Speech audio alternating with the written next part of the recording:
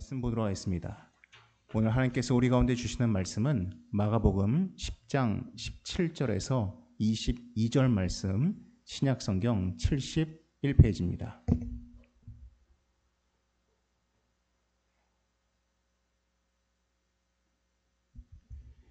마가복음 10장 17절에서 22절까지의 말씀, 신약성경 71페이지입니다. 마가복음 10장 17절에서 22절까지의 말씀 제가 읽겠습니다. 예수께서 길에 나가실새 한 사람이 달려와서 꿇어 앉아 묻자오되 선한 선생님이여 내가 무엇을 하여야 영생을 얻으리이까? 예수께서 이르시되 내가 어찌하여 나를 선하다 일컫느냐? 하나님 한 분 외에는 선한 이가 없느니라. 내가 계명을 안 하니 살인하지 말라, 간음하지 말라, 도둑질하지 말라, 거짓 증언하지 말라, 속여 빼앗지 말라, 내 부모를 공경하라 하였느니라. 그가 여짜오되 선생님이여 이것은 내가 어려서부터 다 지켰나이다. 예수께서 그를 보시고 사랑하사 이르시되 내게 아직도 한 가지 부족한 것이 있으니 가서 내게 있는 것을 다 팔아 가난한 자들에게 주라. 그리하면 하늘에서 보화가 내게 있으리라. 그리고 와서 나를 따르라 하시니 그 사람은 재물이 많은 고로 이 말씀으로 인하여 슬픈 기색을 띠고 근심하며 가니라. 아멘. 이 걸음마를 시작하는 아이들의 체형을 보면은 대부분 가분수입니다. 즉 머리가 몸통보다 크고 무겁습니다. 그래서 신체의 균형을 잡기가 매우 어렵습니다.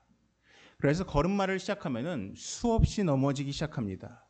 그러면 한 아이가 온전히 걷기 위해서 몇 번 넘어지는지 아십니까? 대략 3,000번이라고 합니다.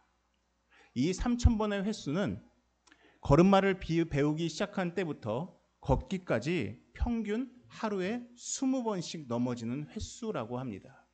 걸으려면은 이제 하루에 20번씩은 넘어질 각오를 해야 걸을 수가 있는 것입니다. 넘어짐과 쓰러짐을 경험하지 않고서는 그 아이는 결코 걸을 수가 없습니다. 이건 자전거를 탈 때도 마찬가지입니다.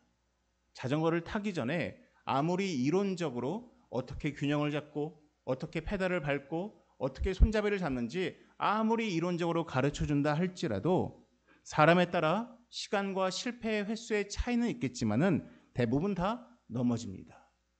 자전거를 익숙하게 타기 위해서는 몇 번의 넘어짐과 쓰러짐, 바닥에 무릎이 몇 번 정도는 까여야 그 자전거를 제대로 탈 수가 있습니다. 그래서 프란체스코 신부인 이 리처드 로어라는 그 상담을 전문적으로 하시는 분이 계시는데 이분이 쓴 책 위쪽으로 떨어지다라는 책을 보면은 그 책에 이러한 글귀가 나옵니다. 아래로 내려간 사람들만이 위로 올라가는 것이 무엇임을 이해한다. 아래로 떨어진, 그것도 잘 떨어진 사람들이 위로 올라갈 수 있고 그 위를 오용하지 않을 수 있는 유일한 사람들이다라고 이야기를 하였습니다. 잘 떨어진 사람들, 또한 제대로 떨어진 사람들, 그 바닥을 경험한 사람들이 온전히 위로 올라갈 수 있고 또한 위로 올라갔을 때 교만하지 않을 수 있다라는 것입니다. 도약이란 단어가 있습니다.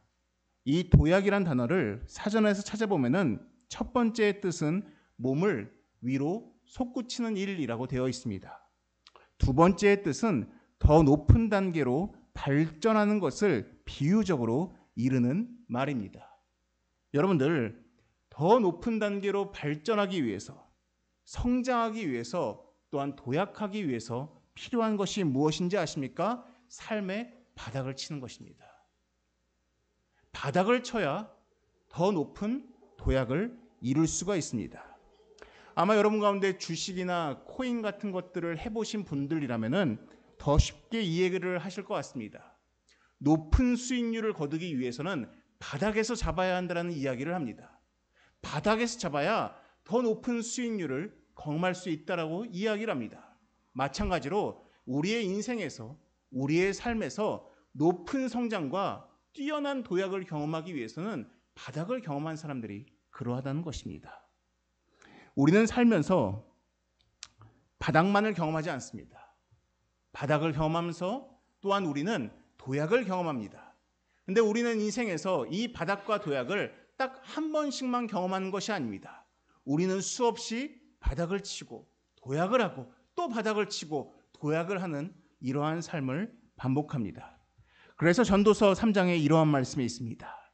날 때가 있고 죽을 때가 있으며 심을 때가 있고 심은 것을 뽑을 때가 있으며 죽일 때가 있고 치료할 때가 있으며 헐 때가 있고 세울 때가 있다라고 되어 있습니다. 이건 우리 인생에서 바닥과 도약이 반복되는 그 삶의 일상들을 전도서가 설명해 주는 것입니다. 이건 우리의 믿음도 마찬가지입니다.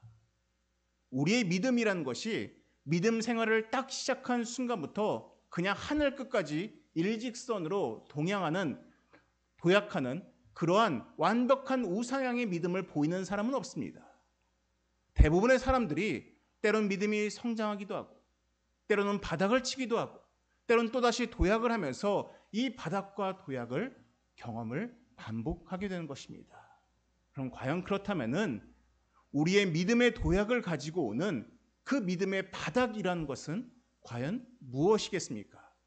우리가 어떠한 순간에 우리가 바닥을 경험하는 것이고 성경은 우리에게 그때가 무엇인지를 어떻게 말해주고 있겠습니까? 오늘 우리는 믿음 네 번째 시리즈를 우리가 말씀을 통해 보려고 합니다. 그리고 한 청년을 통해서 우리가 경험해야 되는 믿음의 바닥은 무엇인지 함께 나눠보고자 합니다. 오늘 말씀을 보시면은 한 사람이 등장합니다. 근데 이 한 사람에 대한 이야기는 마태복음에도 나오고 또한 누가복음에도 나옵니다. 그래서 마태, 마가, 누가복음에 나오는 이 병행 본문을 통해서 우리가 이 사람에 대해서 알 수 있는 세 가지의 정보가 있습니다. 첫 번째로는 이 사람은 청년입니다. 이 당시에 청년이라고 불리우는 나이대는 20대 중반에서 30대 초반입니다. 이 사람의 나이는 20대 중반에서 30대 초반입니다. 두 번째 정보가 있습니다. 이 정보는 마가복음 10장 22절에도 나와 있지만은 두 번째 정보는 그는 부자입니다. 재물이 굉장히 많습니다.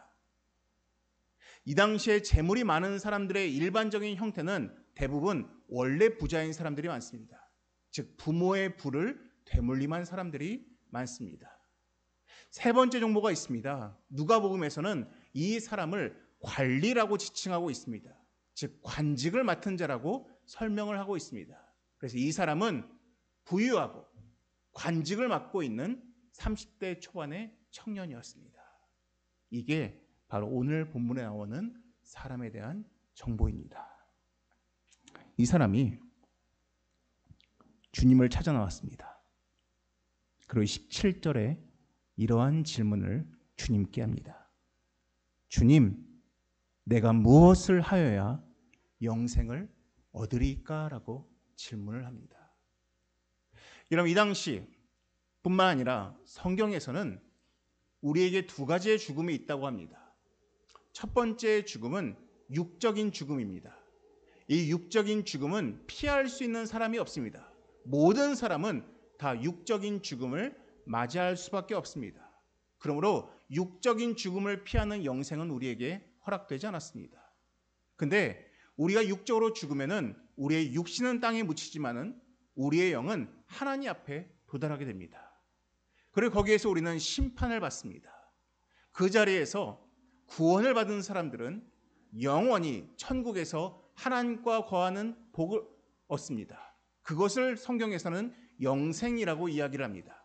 반면에 그 심판의 자리에서 벌을 받은 이들은 지옥에 거하게 됩니다. 이걸 우리는 두 번째 죽음, 바로 영적인 죽음이라고 이야기를 하는 것입니다. 이 청년이 말하는 영생은 과연 내가 저 천국에 올라갈 수 있습니까? 라는 이 질문을 하는 것입니다.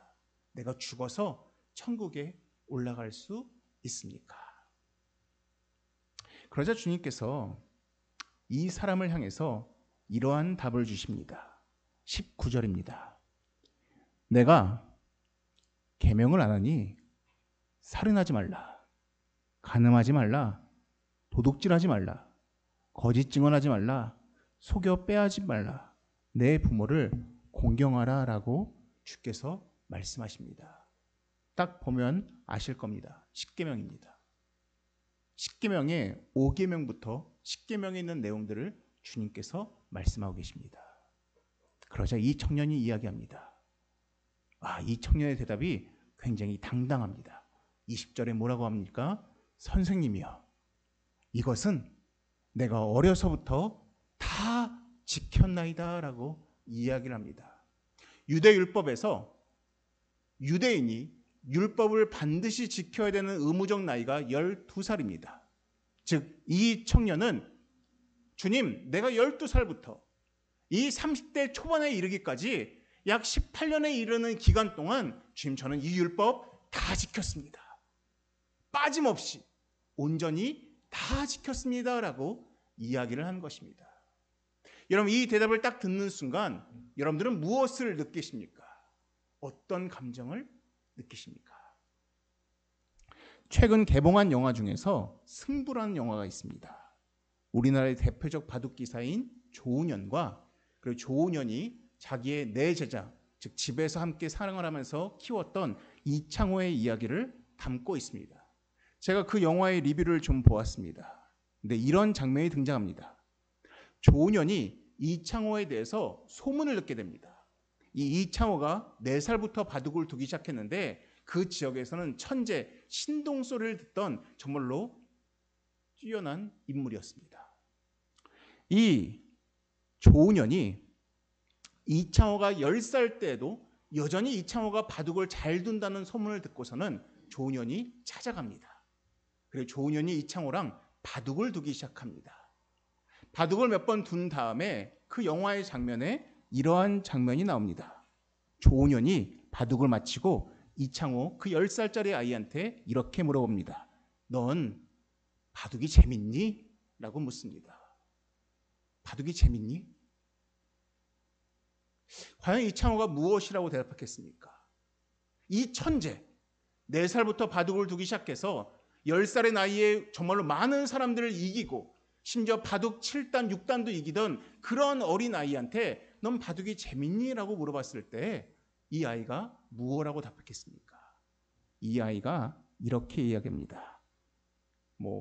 영화상에서는 사투리를 쓰는데 이렇게 얘기합니다. 징하다 그럽니다. 징하다. 징그럽다는 뜻입니다. 징하죠. 지면 잠도 안 오고 밥맛도 없고 그렇게 분할 수가 없어요. 근데 이기면 그게 또 그렇게 재밌을 수가 없어요. 그래서 그 맛에 바둑 두는 거 아니겠어요? 라고 그 10살짜리 애가 그러한 대답을 합니다. 그러자 이 이야기를 듣고서는 조은현이 자기의 제자로 받기로 결정을 합니다. 제가 그 장면을 보면서 그런 생각을 했습니다. 저 아이는, 저 이창호는 진짜 바둑의 진심이다. 바둑을 대충 하는 게 아니다. 바둑을 진짜로 대하고 있다는 생각을 갖게 되었습니다. 왜냐? 저도 이렇게 과외를 한때 많이 하면서 학생들을 많이 경험을 한 적이 있습니다. 그러면 이제 학생들한테 이렇게 숙제를 내줍니다. 너 여기부터 여기까지 공부를 좀 해와라 라고 이야기를 합니다. 그리고 이제 다음 주가 되어서 이 학생을 찾아갑니다. 그리고 물어봅니다. 너 지난 주간 동안 이 분량 공부 좀 했어? 라고 물어봅니다. 그러면 공부에 열심히 있는 애들, 최선이 있는 애들은 대부분 대답이 비슷합니다. 뭐라고 하는지 아십니까? 선생님, 하긴 했는데 좀 어려운 것 같아요. 선생님, 하긴 했는데 이해가 되는 부분도 있고 잘 풀리지 않는 부분도 있어요 라고 대답을 하는 애들이 있습니다. 그 애들은 최선을 다한 애들입니다. 열심히 한 애들입니다. 근데 수박 겉핥기식으로 공부한 애들은 대부분 답이 비슷합니다. 뭐라 하는지 아십니까? 선생님, 저 다 했어요. 선생님, 그렇게 어렵지 않던데요? 제가 다 했어요 라고 아주 당당하게 이야기를 합니다. 그럼 제 마음이 어떤지 아십니까? 괘씸한 마음이 듭니다. 그래? 네가 다 했어? 그래, 그럼 한번 너 어려움 좀 당해봐라. 그래서 그 분량 중에서 굉장히 어려운 문제를 주어서 이 애를 난처하게 만듭니다. 우리 주님은 저와는 성향이 다르셨던 분 같습니다. 이 청년이 선생님 저 어릴 때부터 이거 다 지켰어요 라고 대답을 하니까 21절에 무슨 말씀이 나옵니까? 예수께서 그를 보시고 사랑하사라고 되어 있습니다. 저 같으면은 괘씸할 것 같은데 야 네가 지키긴 뭘 다 지켰어. 네 그거 수박 겉핥기식으로 지킨 거지 라는 마음이 들 것 같은데 주님은 그 청년을 사랑하셨습니다.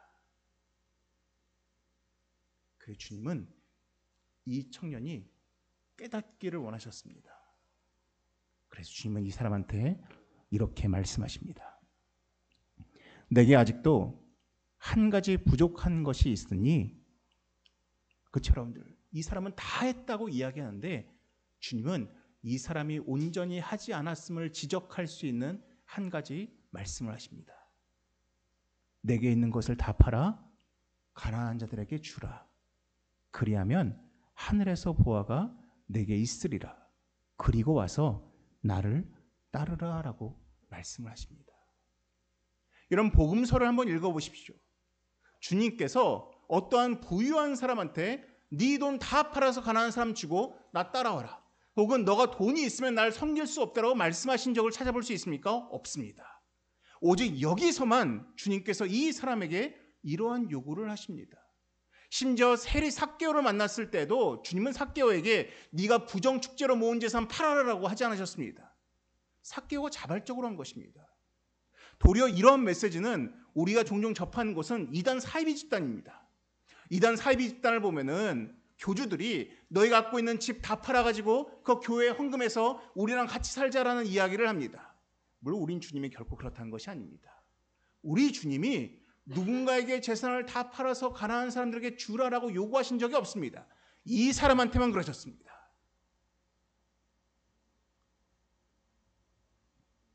왜 주님은 이 사람에게 이러한 요구를 하셨겠습니까? 신학자들이 쓴 주석을 보면은 이러한 이야기를 합니다. 이 청년은 정말 영생을 어떻게 얻을지를 몰라서 주님을 찾아온 게 아니라는 것입니다. 왜 찾아온지 아십니까? 인정받고 싶어서입니다.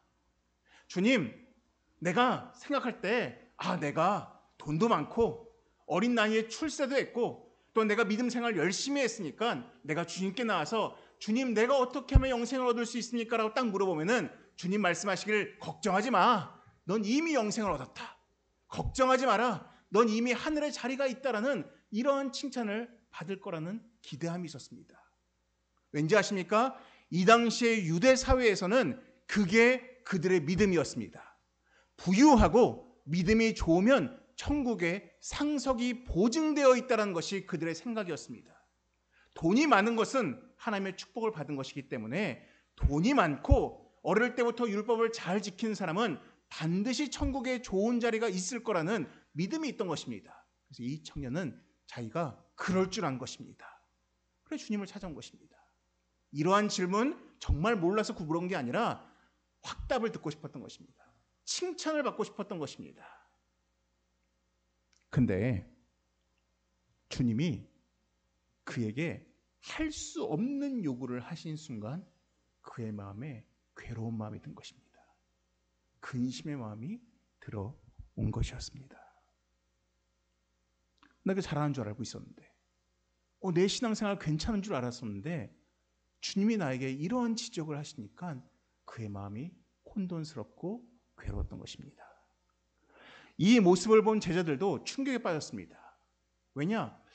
부유하던 건 하나님의 복을 많이 받은 것이고 이 정도로 율법 생활을 열심히 하고 또한 고위관직에 올라간 사람이라면 당연히 천국에 자리가 있을 줄 알았는데 주님이 이렇게 말씀하니까 그러면 누가 천국에 들어가지라는 혼돈에 빠진 것입니다.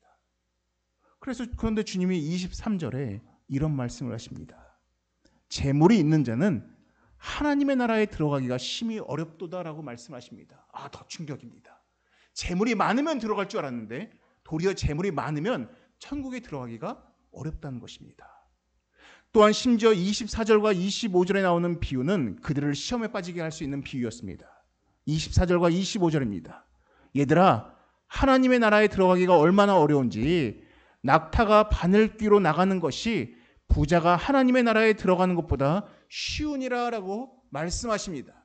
그들이 생각할 때 부유한 복을 받은 사람들이 하나님 나라에 들어가기 죄를 쉽다고 생각했는데 도리어 부자가 하나님 나라에 들어가는 것이 이토록 어렵다고 하시니 그들에게 이러한 질문이 있습니다. 그럼 도대체 누가 하나님 나라에 들어가는 거야? 그래서 26절에 그들이 질문합니다. 누가 구원을 얻을 수 있습니까? 그래서 주님이 말씀하십니다. 27절입니다. 오늘 주제에 해당되는 말씀입니다. 우리 27절 말씀 우리 함께 같이 읽겠습니다. 시작. 예수께서 그들을 보시며 이르시되 사람으로는 할 수 없으되 하나님으로는 그렇지 아니하니 하나님으로서는 다 하실 수 있느니라. 아멘. 여러분, 이 부자 청년이 처음 예수님께 나와서 했던 질문이 무엇이었습니까? 17절에 나옵니다. 뭐라고 했습니까? 내가 무엇을 하여야 영생을 얻으리까? 내가 무엇을 하여야 영생을 얻으리까라는 질문이었습니다. 근데 주님이 하신 27절은 무엇입니까? 사람으로서는 할 수 없다라고 이야기합니다. 이 청년은 인간이 무엇을 하면은, 인간이 어떠한 애를 쓰면, 인간이 어떠한 노력을 하면 내가 구원을 얻을 수 있다는 생각을 했습니다. 내 주님은 말씀하십니다. 사람이 무엇을 한다고 해서 구원을 얻을 수 있는 것이 아니다라고 하고 계시는 것입니다. 청년은 내가 무엇을 하면, 내가 열심을 내면, 내가 의로운 행동을 하면, 내가 어릴 때부터 율법을 열심히 지키면 내가 영생을 얻을 수 있다는 생각을 했는데 주님은 단호히 말씀하십니다. 사람으로서는 할 수 없다라고 이야기를 하고 계시는 것입니다. 대신 뭐라고 하십니까? 대신 하나님으로서는 하실 수 있다라고 이야기를 하는 것입니다. 하나님만이 하실 수 있다는 것이 무엇입니까? 믿음의 고백입니다. 이러한 믿음의 고백까지 도약하기 위해서 바닥을 쳐야 되는데 그 바닥이 무엇인지 아십니까? 사람은 할 수 없다라는 고백이 바로 바닥인 것입니다. 마틴 루터도 똑같은 이야기를 했습니다. 인간은 자기 부정, 즉 인간은 할 수 없다라는 사실을 인정할 때 비로소 하나님만이 하실 수 있다라는 믿음의 고백을 할 수 있다라고 이야기를 하였습니다. 주님은 27절에서 바로 그 이야기를 하고 계신 것입니다. 너희가 아무리 애를 쓴다고 해서 너희가 구원을 얻는 게 아니다. 너희가 아무리 의롭게 된다고 해서도 너희가 구원을 받는 게 아니다. 너희가 아무리 교회에 헌금을 많이 낸다고 해서 그것이 너희의 구원을 보증해 주는 것이 아니다. 너희가 아무리 성품이 좋고 성격이 좋다고 해서 그것이 너희의 구원을 보증해 주는 것이 아니다. 구원은 하나님을 믿는 자에게 주시는 하나님의 은혜로 인함임을 인정하는 것이 바로 구원을 얻는 것이다라고 말씀하고 계시는 것입니다. 이것이 바로 하나님께서 우리에게 알려주시는 첫 번째의 메시지입니다. 여러분, 저는 이 말씀은 특별히 신앙생활을 오래 한 사람일수록 여러분 주의 깊게 기억을 해야 됩니다. 이 청년처럼 12살부터 율법을 열심히 지키면서 하나님 앞에서 열심히 살아간 사람일수록 여러분 이 말씀을 기억해야 됩니다. 왠지 아십니까? 교회 생활을 오래 하면 오래 할수록 자꾸만 자기 마음속에 자기 의가 쌓입니다. 내가 이 정도로 교회 열심히 다니니까, 내가 이 정도로 열심히 헌금 생활하니까, 내가 이 정도로 열심히 교회에서 봉사활동하니까, 내가 이 정도로 세상에서 열심히 빛과 소금의 역할을 하니까 나는 구원받을 만해라는 이러한 착각에 빠지기가 쉽습니다. 여러분, 사람으로서는 하나님의 구원에 이를 수가 없습니다. 하나님만이 구원에 이르시게 한다라는 이 고백이 없으면 믿음은 바닥에 머무를 수밖에 없습니다. 하나님, 내가 하는 것이 아니라 하나님께서 하시는 것이라는 이 고백이 있을 때 믿음이 도약할 수가 있다라는 것입니다. 하나님께서는 이 청년이 그걸 알기를 원하셨던 것입니다. 너가 가지고 있는 거 다 팔아서 와라라고 할 때 주님은 이 청년이 깨닫기를 원하셨습니다. 아, 이건 참 내가 할 수가 없는 것이 있구나. 내가 아무리 노력을 해도 내가 쉽게 안 되는 것이 있구나. 하나님 나를 도와주시옵소서라는 그 고백을 어쩌면 주님은 듣고 싶으셨을지도 모릅니다. 근데 이 사람은 내가 할 수 없는 일이 있다는 걸 깨닫고서는 그냥 그 자리를 피해버리는 것입니다. 자기의 연약함, 자기의 부족함을 인정하지 않고 그냥 그 자리를 회피하고 마는 것입니다. 우리는 그때 무엇을 해야 됩니까? 그냥 엎드리는 것입니다. 주님, 그렇습니다. 내가 잘할 수 있다고 생각했는데, 내가 항상 하나님 앞에서 의롭게 살 수 있다고 생각했는데, 하나님, 내가 못하는 것이 있습니다. 안 되는 것이 있습니다. 주님, 나를 긍휼히 여겨 주시옵소서라는 그 고백을 어쩌면 주님께서는 듣기를 원하실지 모르겠습니다. 근데 이 청년은 그러지를 못한 것입니다. 이 27절의 말씀을 통해서, 또한 이 이야기를 통해서 우리 주님이 우리에게 두 번째로 알기를 원하시는 메시지가 있습니다. 두 번째 메시지가 무엇이냐?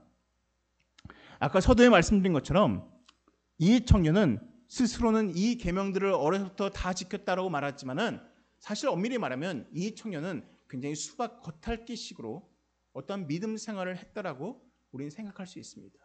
열심히 한 자가 결코 다 지켰다라고 이렇게 교만하게 말할 수 없을 것입니다.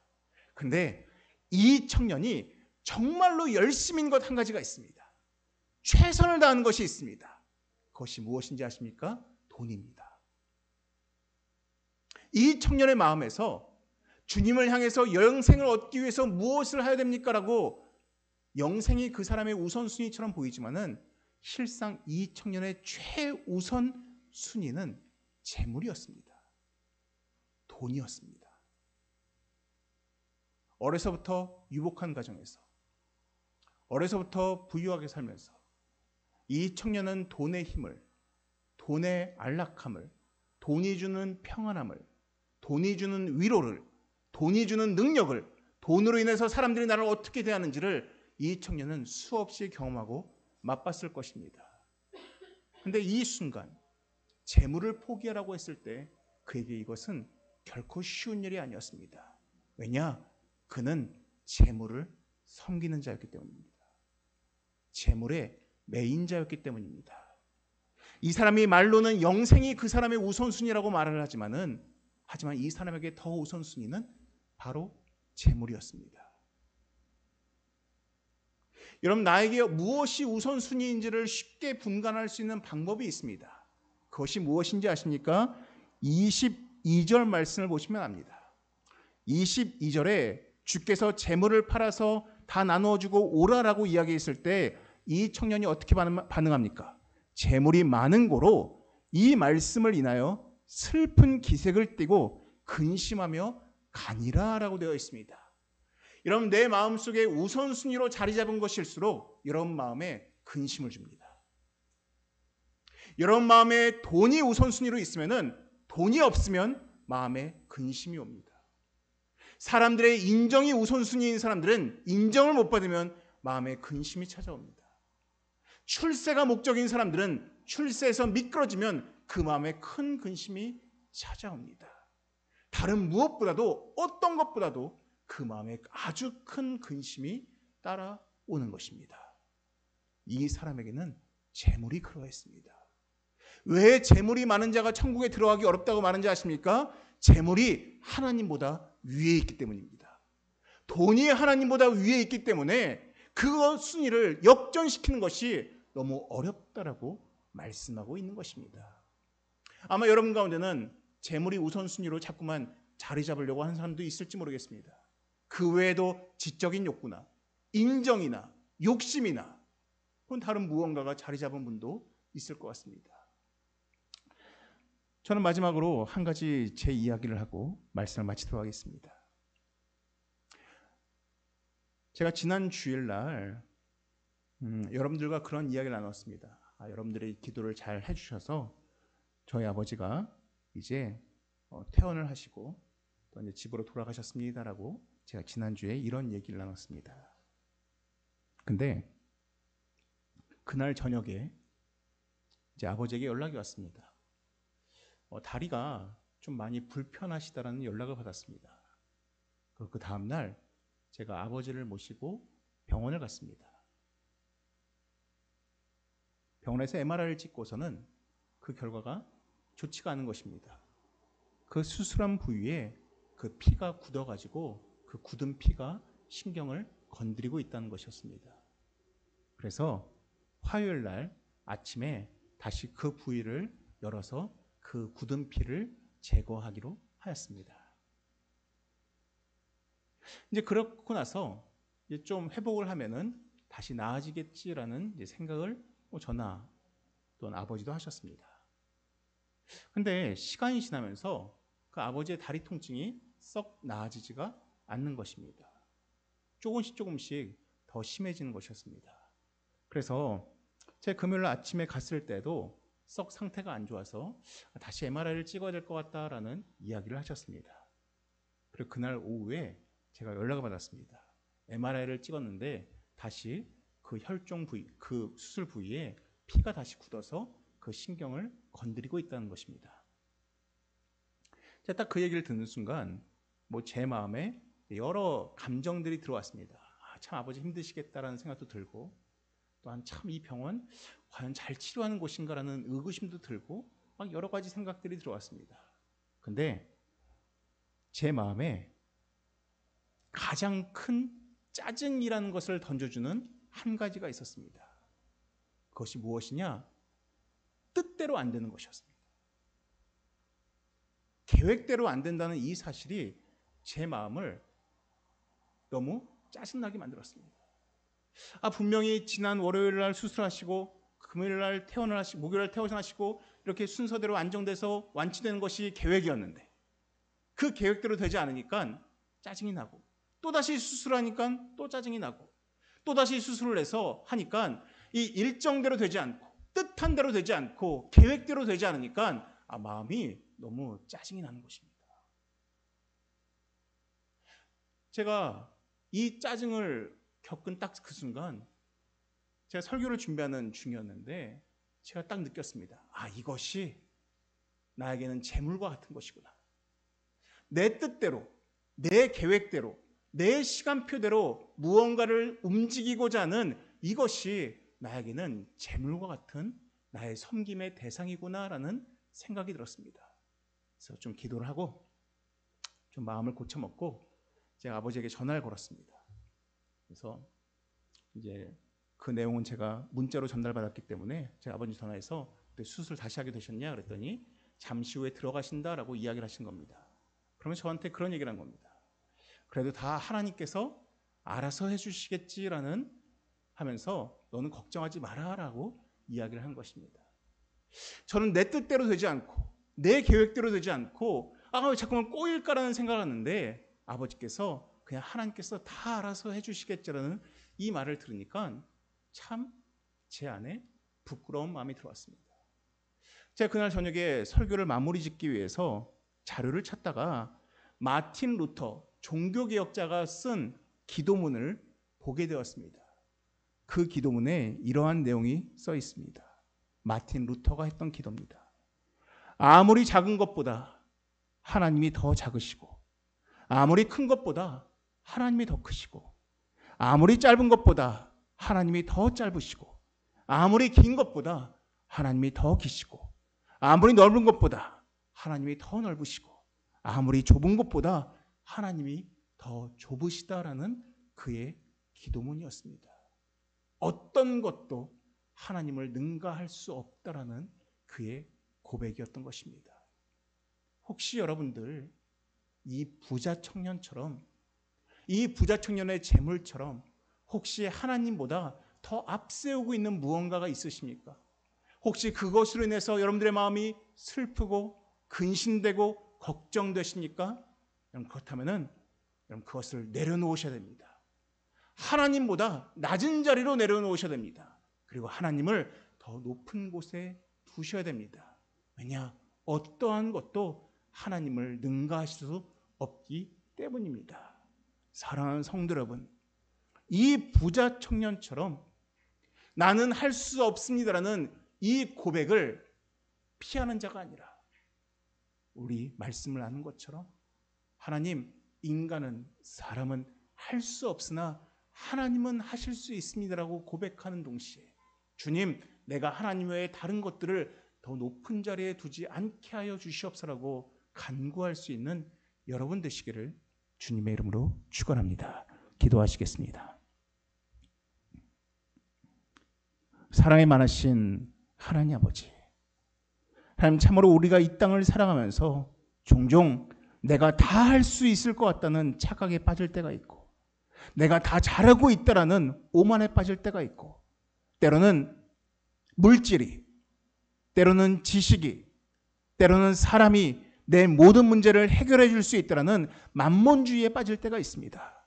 주님, 구하는 것은 사람은 할 수 없으되 오직 하나님께서만 하실 수 있다라는 이 고백을 우리 마음에 품고 우리가 믿음의 도약을 날마다 경험할 수 있는 우리가 되게 하여 주시옵소서. 이 모든 말씀 예수님의 이름으로 기도드립니다. 아멘.